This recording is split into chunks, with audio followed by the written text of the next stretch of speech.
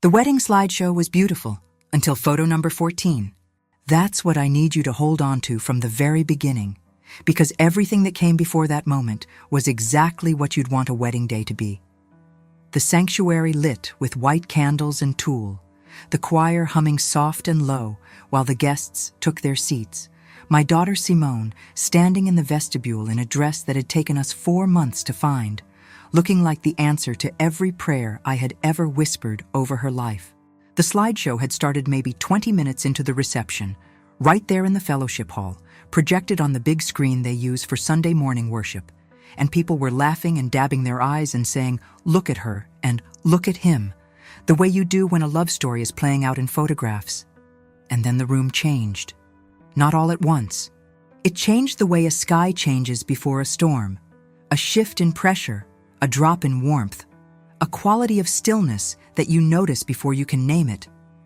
And I watched Marcus Devon Cole, the man my daughter had just stood before God and 240 witnesses to marry, look up at that screen and go pale in a way that a brown-skinned man only goes pale when the thing he feared most has just walked into the room wearing his own name. What was in that photograph? And how in the world did it end up on a wedding slideshow in the middle of a Baptist church fellowship hall on a Saturday afternoon? You are going to need to stay with me, because the answer to that question changed everything.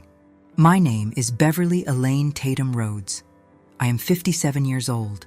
I have been a member of Grace Covenant Missionary Baptist Church in the Mid-South for 31 years, which means I was there before the current building, before the 2,000-seat sanctuary, before Pastor Douglas Hightower took the pulpit and built that ministry into what it is today.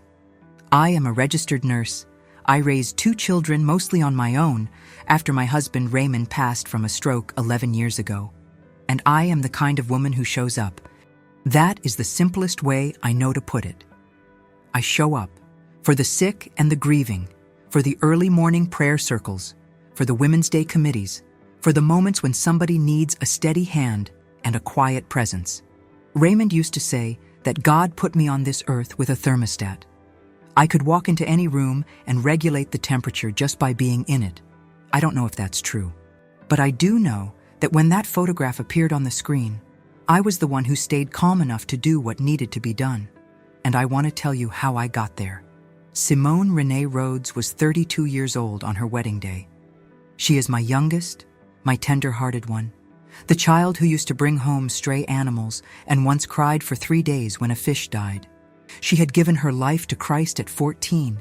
She had kept herself through college and graduate school and 5 years of building a social work career, and she had waited with a patience that I sometimes worried was going to break her heart. And then Marcus came. Marcus Devon Cole, 38 years old, the minister of music at Grace Covenant, the man who could take a congregational hymn that everybody knew by heart and find something new in it every single Sunday. He had come to our church 4 years earlier from another state, Georgia, he said, though he was vague about which city, which I had noted and filed away in the part of my mind that is always quietly taking inventory. He was tall and broad-shouldered and had the specific kind of charisma that makes people trust him immediately, the kind that operates like gravity. You're drawn in before you've decided to move. He was good to Simone. Or he performed goodness convincingly. And in 4 years of watching him, I had never been able to say with certainty which one it was. But Simone loved him, and I had chosen to love what she loved. The wedding itself was everything we had planned and worked and prayed for across 18 months of preparation. Grace Covenant Sanctuary holds 600, and we had perhaps 450 guests that afternoon. Family, church members, colleagues, the full beautiful weight of 2 communities coming together. The ceremony was conducted by Pastor Hightower, who had known Simone since she was a teenager in the youth choir. First Lady Gloria Hightower sat in the front pew in pale gold, and I could see her from where I stood near the aisle, blotting her eyes during the vows the way she always did at weddings.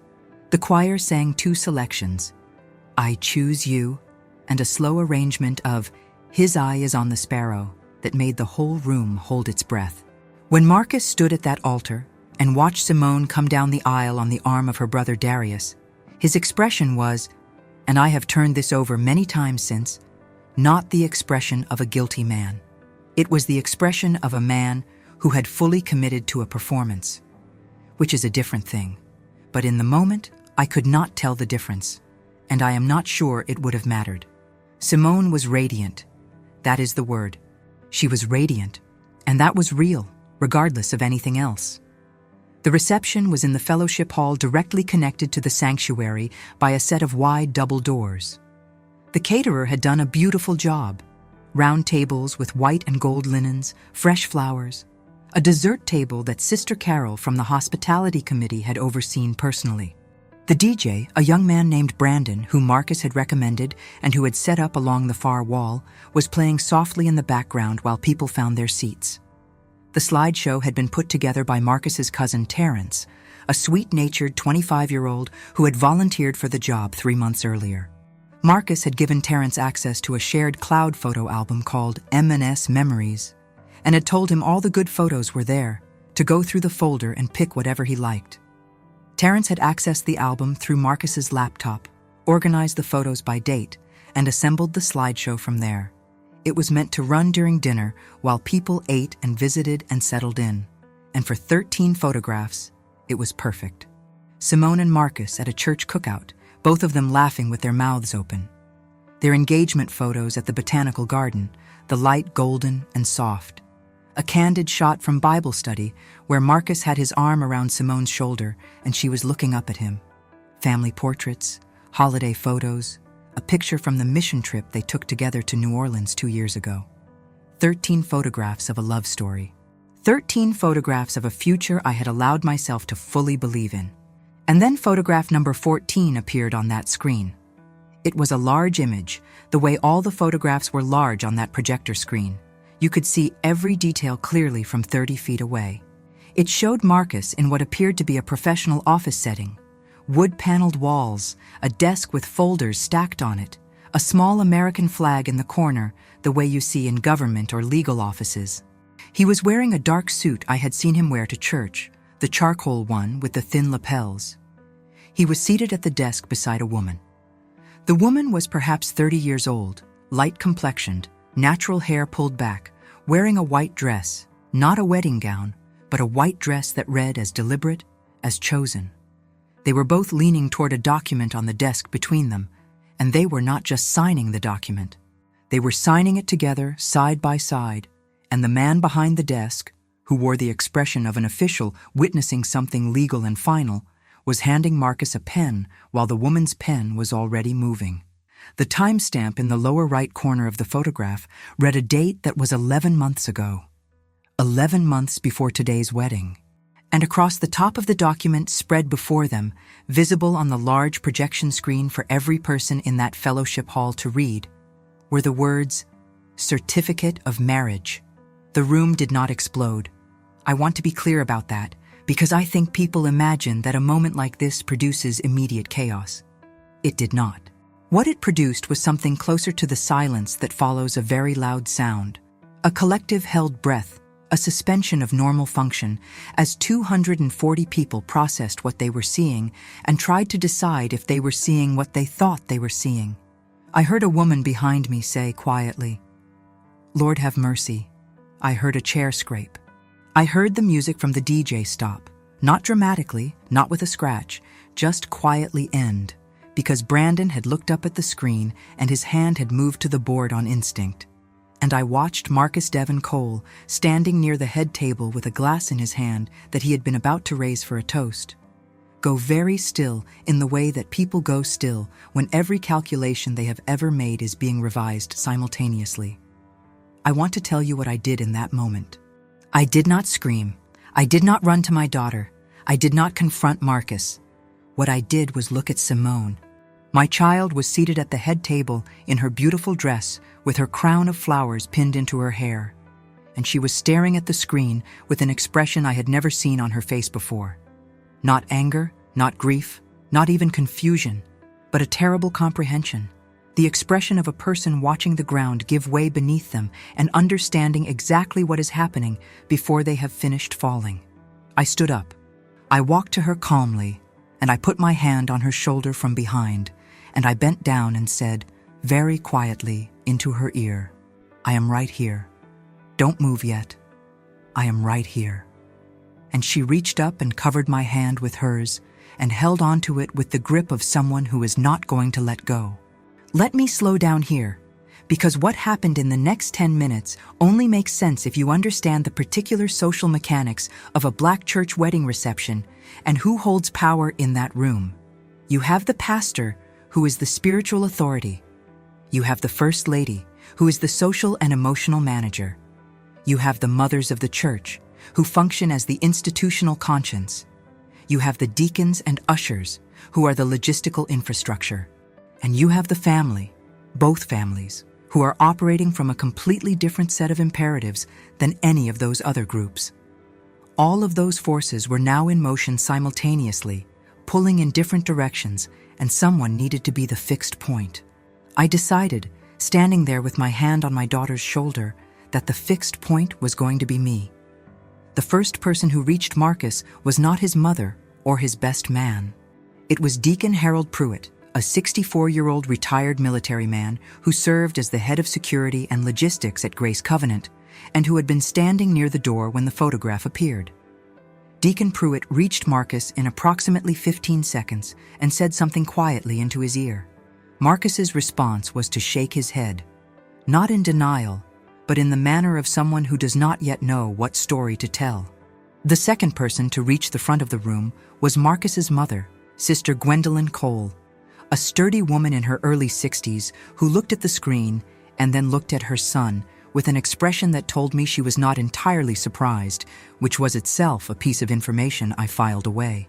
The slideshow had stopped. Terrence had gotten to the laptop and paused it, his face the color of someone who has caused an accident they do not fully understand. The image was no longer on the screen, but it had been on that screen for long enough for every phone in that room that had been casually recording to have captured it. Long enough for the 240 witnesses to have seen what they saw. You cannot unring a bell inside a black church fellowship hall. That is simply not possible. The pressure figure arrived in the form of Marcus's best man, a man named Cedric who worked in insurance and who came to me with a smile that was trying very hard to be calming. He said there had clearly been some kind of mistake, that the photo was out of context, that it could be any kind of document, and perhaps we could give Marcus a moment to explain before anyone jumped to conclusions. I looked at Cedric. I said, "I appreciate your concern for your friend, but that is my daughter in that chair, and I don't need you to manage me right now." He retreated. What I needed was information. And the first piece of information I needed was about that photograph. Where it had come from, how it had gotten into the slideshow, whether it was what it appeared to be. I found Terrence near the laptop table, looking like he wanted to disappear into the floor. I put my arm around his shoulders in the way of a woman who means business but has the manners not to show it publicly, and I walked him gently to a quiet corner near the kitchen entrance. I asked him how he had built the slideshow. He explained that Marcus had shared a cloud photo album with him called M&S Memories and told him everything he needed was in that folder.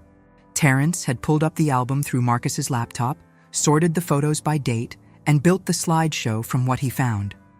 But when he went into the folder, there were subfolders inside, organized by year, and he had grabbed photos from all of them without looking too carefully at the source. One of those subfolders, he realized now, must have been auto-synced directly from Marcus's phone camera roll, pulling in photos that were never meant to be in the shared album at all. He said he had never seen photo 14 before it appeared on the screen. His hands were shaking. I told him he had done nothing wrong. I asked him if he still had access to the folder. He did. I asked him to screenshot photo 14 and send it to my phone before anyone asked him to close or delete anything. He did it immediately. I texted the screenshot directly to my son Darius with the words, "Save this. Show nobody yet." I had been gone from Simone's side for perhaps 6 minutes. When I came back, First Lady Gloria Hightower was seated beside her, which told me that Gloria had made a choice. She had chosen the bride over the management of the moment, which was not the choice everyone in her position would make. I was grateful for it. Gloria was holding Simone's hand and speaking quietly, and Simone was listening with her head slightly bowed, her crown of flowers still perfect, her dress still immaculate, the composure of a woman who was not going to give the room the satisfaction of watching her fall apart. I sat on Simone's other side. I did not speak. I just was there. That was enough. Pastor Hightower had moved to the center of the room by this time and had asked, in his pastoral voice, for everyone to remain seated and to please give the families a moment of privacy. The guests, to their credit, mostly complied. There was murmuring. There were phones being quietly consulted. There were the mothers of the church fanning themselves with a vigor that was less about temperature and more about spiritual processing. The atmosphere was the specific discomfort of people who love God and also want very much to know what is happening. Marcus had been moved, by Deacon Pruitt and by his own best man, to a small room off the fellowship hall that was normally used for choir warm-ups. Pastor Hightower looked at me across the room with the expression of a man who is about to go in one direction and wants to confirm that's the right call. I gave him a small nod. He went to the choir room. Now I want to tell you about the second thing I discovered, because the photograph was not the only revelation of that afternoon, and the second one was in some ways worse. While Pastor Hightower was in the choir room with Marcus, I was sitting with Simone and First Lady Hightower, and Simone was asking me, in a voice that was very quiet and very precise, everything she needed to know. Not what do I do. Simone had enough of her father's strength in her not to ask that question. She was asking the questions of a woman building a picture. She asked me what the document in the photograph looked like. I told her. She was quiet for a moment. Then she said, "Mama, his lease." I said, "What about his lease?" She said that when Marcus had first moved to town 4 years ago, he had shown her a lease agreement for his apartment as a way of establishing that he was settled and responsible. She had never seen the actual apartment. He had told her that his lease restricted guests, which she had accepted. In 4 years of courtship, she had never been inside his home. She had been to his church office many times. She had been to his car, to restaurants, to family events, never to his home. She had told herself it was old-fashioned, that he was being respectful. Now she was looking at that fact from the other side of what she knew, and the shape of it was different. I went to find Darius. Darius is 35. He is an attorney, and he had been standing near the back of the fellowship hall for the past 20 minutes, doing what attorneys do, watching, taking notes on his phone, keeping his face arranged in a way that revealed nothing. I told him what Simone had said. He said, "Mama, I need you to tell me everything Simone knows about where Marcus said he lived." We found a quiet alcove near the coat room, and we talked for 4 minutes. By the end of that conversation, Darius had 3 things open on his phone: the county property record search, the state marriage license database, and the screenshot I had sent him of photo 14. What he found on the marriage license database took less than 90 seconds to find, because the state database was public record, which is something a lot of people do not know, and the name Marcus Devon Cole appeared in it, with a marriage filing date of 14 months ago. Not 11 months ago, like the photo. 14 months ago, which meant the photograph that appeared on that slideshow, the one with the timestamp of 11 months ago, was not the marriage license signing. The marriage had already been filed and recorded 3 months before that photo was taken. So what had Marcus and this woman been signing together 11 months ago in a legal office? That question had an answer, but we did not have it yet. What Darius thought, looking at the image again, the desk, the official, the folders, was that it looked like a financial instrument. A joint account maybe, or a property filing. Which meant there was more to find. I will not pretend that the next hour was orderly. It was not. It was the controlled disorder of a situation that has too many moving parts for any single person to manage. Pastor Hightower and Marcus in the choir room, the guests sitting in the fellowship hall being gently tended by the hospitality ministry, Simone at the head table with First Lady Hightower, Darius making phone calls in the alcove, and me moving between all of it like the thermostat Raymond always said I was, trying to make sure the temperature didn't reach the point where something irreparable happened before we knew enough to know what irreparable looked like. Marcus's version of events, relayed to me eventually through Pastor Hightower, was that the marriage in the database was a clerical error, that he had been engaged previously, that the engagement had ended, and that somewhere in the dissolution of that relationship, a document had been filed incorrectly. He said the photograph was from signing a shared lease agreement with a former girlfriend, that the white dress was coincidental, that the timestamp was from a property he had since vacated. He said it calmly, which Deacon Pruitt later told me was the thing that had concerned him most. Not the content of the explanation, the calmness of it, the sense that the explanation had been prepared. You do not prepare that explanation unless you know the photograph exists. Let me tell you what broke the explanation open. It was not me. It was Mother Estelle Booker, 82 years old, who had been a member of Grace Covenant since its founding, and who had been sitting in the front row of the fellowship hall this entire time, with her hand fan moving and her eyes taking in everything with the particular attention of a woman who has seen every kind of human situation a church can produce across 6 decades of membership. When Pastor Hightower came back into the fellowship hall to speak to the assembly, which he did with the gravity and the grace of a man who had built enough moral credibility over enough years that the room listened, Mother Booker stood up. She did not ask permission. She stood up and she said, "Pastor, I know that woman in the photograph." The entire room went still. She said, "Her name is Adrienne, and she has been attending the 10 o'clock service at First Baptist Calvary on the East Side for the past 2 years. And since earlier this year, she goes by the name Mrs. Adrienne Cole." The silence that followed that was different from the silence when the photograph appeared. That silence had been the silence of shock. This silence was the silence of comprehension. 240 people comprehending the same thing at the same time in the house of God on a Saturday afternoon. I want to tell you about Marcus in this moment, because I think it matters. He had come back into the fellowship hall while Pastor Hightower was speaking. Deacon Pruitt had brought him back, because Pastor Hightower had said that whatever was going to be said would be said with Marcus present and not hiding in the choir room. When Mother Booker stood up and spoke, Marcus looked at her, and something in his face that had been held together by the effort of maintaining a story simply released. Not into confession, not into repentance, not into the kind of brokenness that is the beginning of accountability. It released into a kind of exhaustion, the exhaustion of a man whose construction had finally exceeded his capacity to maintain it. He sat down in a chair near the door, and he put his face in his hands, and he was quiet.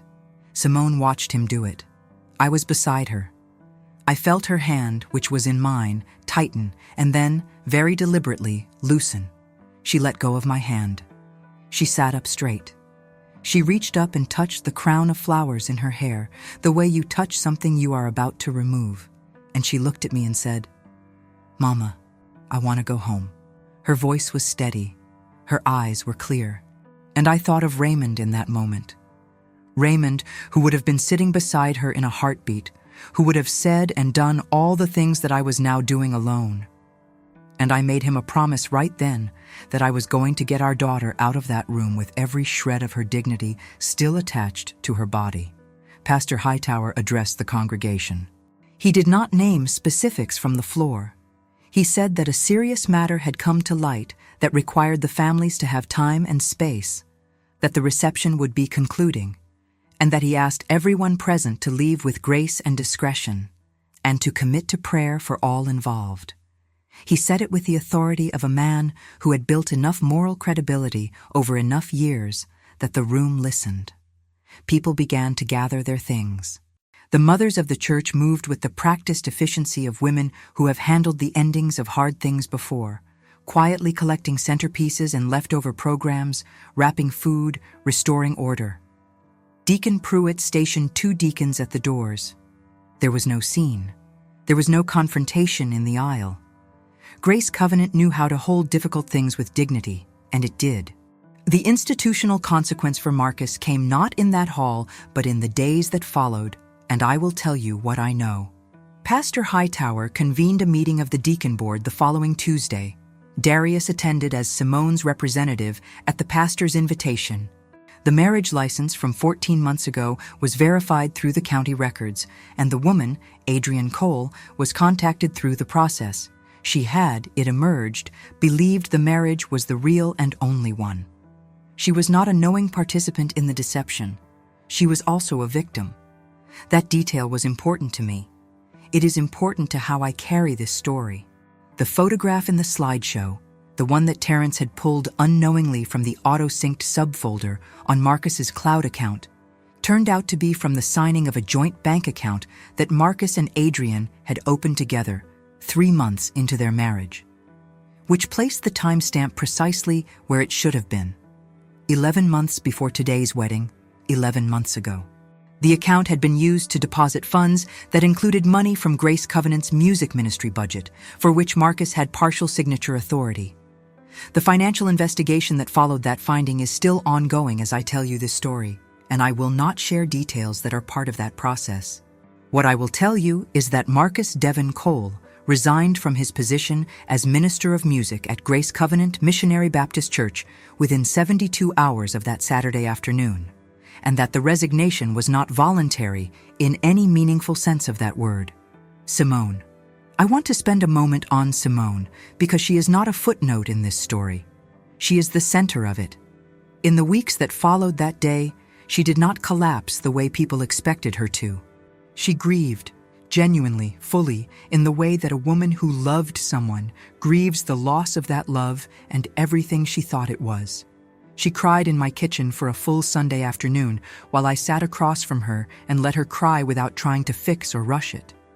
She took a leave of absence from work for 2 weeks. She leaned on her church community, the real one, the one that had gathered in that fellowship hall and chosen to leave with grace when asked.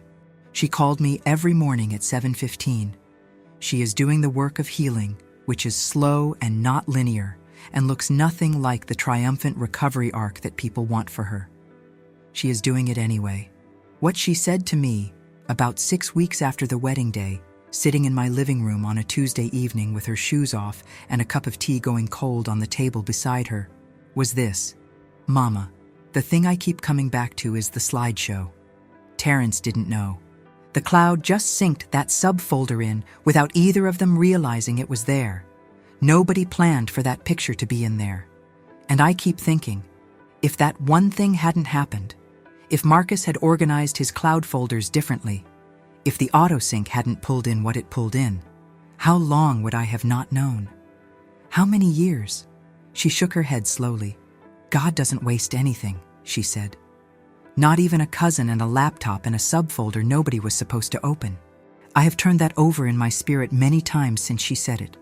Because she is right. God does not waste anything. Not the photo that wasn't supposed to be there. Not the old woman with the hand fan who knew a face. Not the public record that Darius found in 90 seconds. Not the courage of a pastor who chose truth over the momentum of a ceremony that was already in progress. Not the first lady who sat beside my daughter and held her hand when she could have chosen to manage the room instead. None of it was random.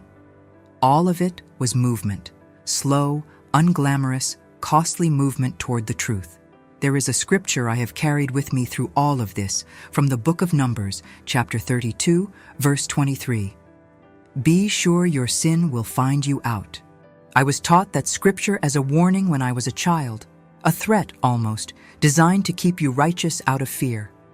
But I understand it differently now, not as a threat, as a promise. Because the things we hide do not simply stay hidden. They build pressure, they leak, they find the cracks. A cloud folder, an autosync, a cousin who didn't know which subfolder to avoid. The exposure is not punishment, though it may feel like it. The exposure is mercy. The exposure is the thing that allows the truth to finally breathe, and the people who needed to know it to finally have what they deserved. I want to say something to the women who are watching this and who are in relationships that have quiet questions in them. Questions you have asked yourself and answered with, "It's probably nothing," because the alternative felt too large to hold.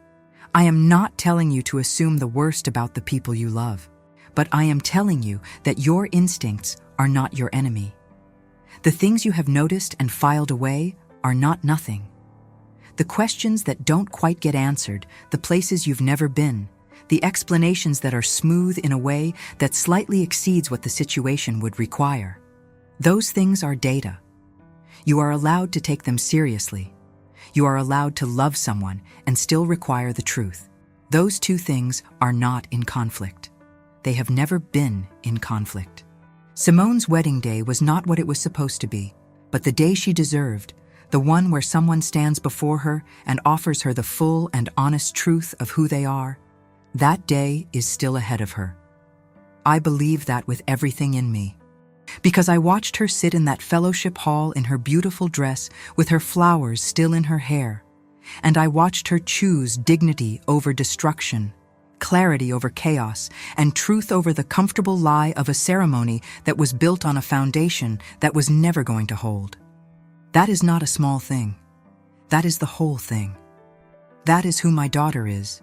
And no photograph, no certificate, no cloud subfolder revealed anything about her except exactly what I already knew, that she is Raymond's daughter and mine, built from good stock, and she is going to be just fine.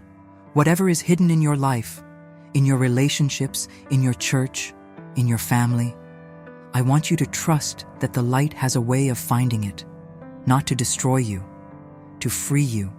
And when it comes, and it will come, I pray you have steady hands and a clear face and someone beside you who will say, I am right here, I am right here. That is what I know. That is what I have to give you. If this story touched something real in you, leave me a comment below. Have you ever had a moment where something was revealed that you weren't looking for? And looking back, you understood it was grace? Tell me about it. You don't have to share every detail. Just tell me what it felt like when the truth finally came. Like this video if it gave you something to hold on to. Subscribe to Sister Circle Stories. We are here every week telling the truth about real things with dignity and with faith. We are not going anywhere.